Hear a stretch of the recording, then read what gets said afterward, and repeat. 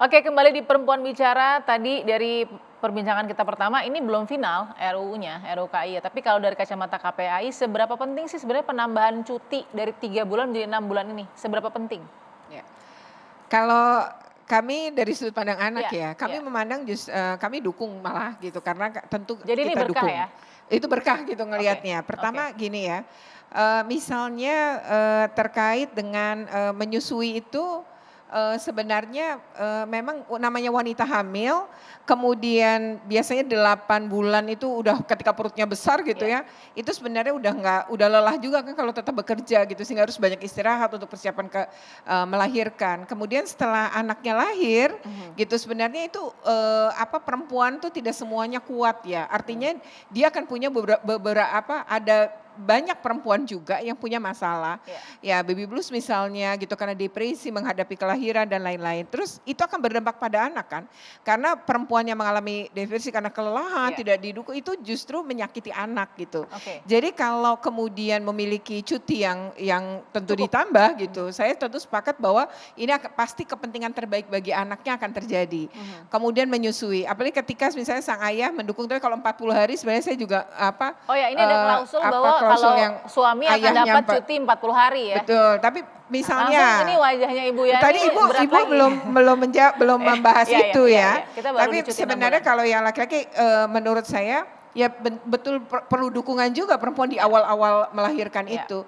Nah, jadi sebenarnya kayak menyusui ya, ketika kemudian ada dukungan suami, itu sebenarnya bisa maksimal gitu. Jadi, kesejahteraan ibu dan anak yang dimaksud di dalam undang-undang ini sebenarnya kalau dari kacamata kami melihat bahwa ini ada kepentingan terbaik bagi anak sebagaimana konvensi hak anak. Jadi, Oke. tentu niat baiknya ada dan ini, perlu, didukung gitu. Mhm. Nah, tetapi tadi ya Bu Yani, Iya, kemudian Bu Irma dan menceritakan bagaimana itu. Tentu kita harus punya sudut pandang, juga gitu iya. ya. Nah, misalnya gini, soal menyusui, kalau memang, penting menyusui, apakah mungkin misalnya perusahaan memiliki daycare? Daycare, Sehingga oke, oke. misalnya pada jam-jam menyusui bisa datang. Iya, Kalau memang keberatan terhadap cuti yang panjang tadi, karena tidak semua perusahaan juga punya dan saya waktu, menjadi, pemimpin organisasi guru, sering banget tuh dapat laporan terutama dari yayasan-yayasan pendidikan. oke. Guru-guru swasta itu, mereka itu cuti 3 bulan nggak digaji Bu, jadi Mmm, gajinya untuk guru pengganti. Nah itu juga dihadapi oleh banyak guru, sehingga, ini juga menjadi ini menjadi momentum juga untuk memperbaiki yang kayak begitu gitu. mhm, Jadi mhm. akhirnya guru-guru yang seperti yang mengalami kayak gitu padahal itu juga baru kelahiran anak pertama tuh Iya, ya, dia merasa akhirnya, nanti kalau itu ya saya mending menjelang lahir baru cuti, baru sebulan melahirkan sudah masuk karena mhm, tadi nggak digaji. Nah memang tidak semua ya, saya tidak mengatakan semua, tapi ada oke, beberapa kasus seperti itu dan betul bahwa kalau ASN mah aman, mhm, negara pasti bayar dan itu bisa diberlakukan. Tapi untuk tadi ya persoalan mungkin gini ya, pertama, daycare itu ya karena, penting betul sih ya menyusui jamnya, terus kalau dia ibu ini juga saat menyusui bersama anaknya, mhm, keterikatan antara ibu dan anak kan kuat. Dan kalau iya, misalnya bisa dibawa bekerja mungkin tadi kalau ada tempat yang penitipan seperti itu disediakan oleh perusahaan mungkin bisa, nah mungkin perusahaan tidak terlalu keberatan tuh ya dibanding oke, harus cuti 6 bulan, ayahnya harus 40 hari. iya, Kemudian tapi cuti 3 bulannya tetap diberikan, hanya oke, setelah itu mungkin bisa ya dilakukan tadi. Yang kedua, ya seperti tadi kalau anaknya sudah agak besar kan tuh ada ruang bermain ya Bu. Nah iya, beberapa perusahaan saya lihat juga sudah memiliki ruang bermain. mhm, Tapi memang itu menjadi satu, kendala kan jadi gini ya, saya melihat bahwa undang-undang ini tuh niatnya adalah untuk Indonesia yang gemilang gitu lah ya, iya, iya, SDM yang unggul. iya. Nah artinya ketika dari bayi sudah betul-betul Dijaga masa dijaga kemasannya, masa masa emasnya tadi, sebenarnya betul anak itu jadi lebih kuat pada saat tumbuh iya, kembangnya, tidak mudah sakit karena ASI-nya cukup, keterikatan ibu dan anak yang kuat dengan ayahnya juga yang mendukung, itu menurut saya ya akan membangun memang, generasi muda yang baik. Jadi mhm, yang unggul yang dimaksud tadi. Jadi oke, memang kalau menurut saya penting juga, itu, kita pikirkan juga dukung gitu. Tetapi oke, bahwa ketika ada kesulitan-kesulitan memang butuh butuh dibicarakan, duduk iya. bersama, jangan tiba-tiba dilakukan. Ternyata perusahaan tadi seperti Ibu Yani cerita Ya ya, iklim usaha belum kolaps. dirasa membaik atau stabil Betul. lalu kemudian sudah ada Iya, ini. tadi ada banyak yang masih pingsan gitu istilahnya. Menurut saya kan kita juga harus punya empati ya, Mhm, tapi bahwa perusahaan juga punya kepedulian pada ibu dan anak, ya itu Ya. tentu harus kita dorong Oke. gitu. Oke, Ibu Mira ya. Jadi saya tambahannya buat Bu Retno. Jadi gini, untuk saya karena orang lapangan ya, Ya. saya tahu. Jadi tadi sampaikan betul fakta lapangan, kasus-kasus yang pernah kami advokasi adalah kan sebelumnya 1,5 sebelum melahirkan dan 1,5 sesudah. Nah kebanyakan para pekerja perempuan ini justru Bu bukan nggak mau ngambil cuti, tidak diberikan cuti oleh perusahaannya di 1,5 sebelumnya Bu. Jadi Oke. setelah dia sampai dia melahirkan, hampir melahirkan sampai pecah ketuban di kantor, di Wow. pabriknya. Itu kan bahaya Nah 1,5 bulan baru dia dapat. Nah kita mengadvokasi pengen menambahin yang 1 bulan sebelum itu. Perusahaan nggak mau, nggak bakal mau ngasih. Ini kejadian di daerah mana ini nih, Bu? Di Jabodetabek. Waduh. Dan salah satunya ada anak perusahaan BUMN loh. Nah ini yang kita Oke. advokasi. Nah ini yang kedua gini, sekali lagi kalau dikatakan betul setuju Bu Retno. Jadi kita ini sebenarnya dalam rangka untuk memiliki generasi yang unggul. Ya.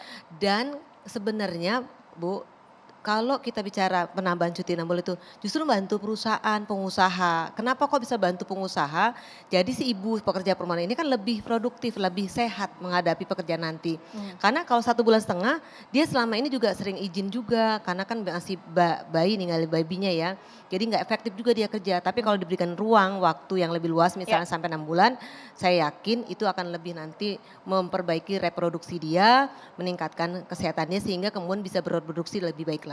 Oke, tapi apakah perempuan cukup siap tadi mengatakan kemungkinan ya dari kacamata pengusaha tadi Bu Yani bilang nanti kalau ada 10 laki-laki dan 10 perempuan akhirnya kalau ini diterapkan jadi Bilkis, jadi sedikit ruangnya ya, sedikit saya kecil untuk tambahin gini, perempuan. saya sedikit aja nambahin. Jadi di Indonesia ini hari ini atau di seluruh dunia perempuan itu bukan lagi pencari nafkah kelas 2. Ya, bahkan banyak perempuan Indonesia itu justru menjadi pencari nafkah utama. Ya. Karena suaminya nggak kerja, banyak loh terjadi seperti itu apalagi di daerah-daerah. Dan apalagi di masa Covid. Iya, di daerah-daerah itu banyak sekali seperti itu gitu. Ya ada kulturnya juga sih, yang kultur juga ada yang membuat perempuan yang bekerja laki-laki di rumah tuh ada juga kultur kita seperti itu. Nah kalau itu terjadi gitu ya, apa yang akan terjadi dengan keluarganya?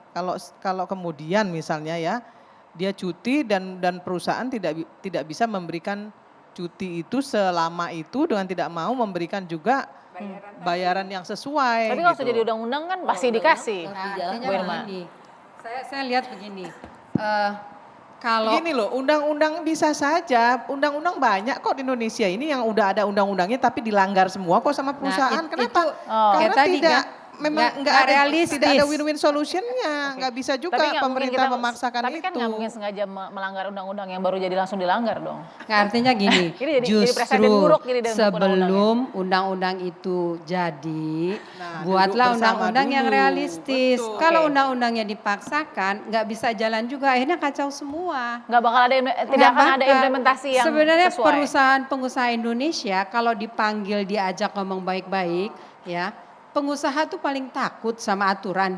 Kita tuh paling tunduk sama aturan. Gitu nggak ada yang nekat kecuali punya backingan kali. Tapi rata-rata kita tuh aturan semua tunduk gitu, ngerti. Di masa Covid kenapa? Karena kalau bagi perusahaan ya, itu yang namanya CSR kan corporate social responsibility. Tanggung jawabnya termasuk tanggung jawab kesehatan, kesejahteraan dari pegawai perusahaan dan keluarganya. Ya. Itu prioritas utama dari CSR adalah itu. Bukannya doing good to look good, bagi-bagi, Eksternal. tanam ini, tanam Tapi itu. internal enggak. dulu ya. Itu Ya. sebenarnya. Di masa Covid ya, beberapa teman perusahaan pabrik itu yang dilakukan tanpa disuruh oleh pemerintah, karena untuk kepentingan pemerintah, mereka nambah. Jadi mengurangi jam kerja 1 jam, kemudian nambah pengeluaran.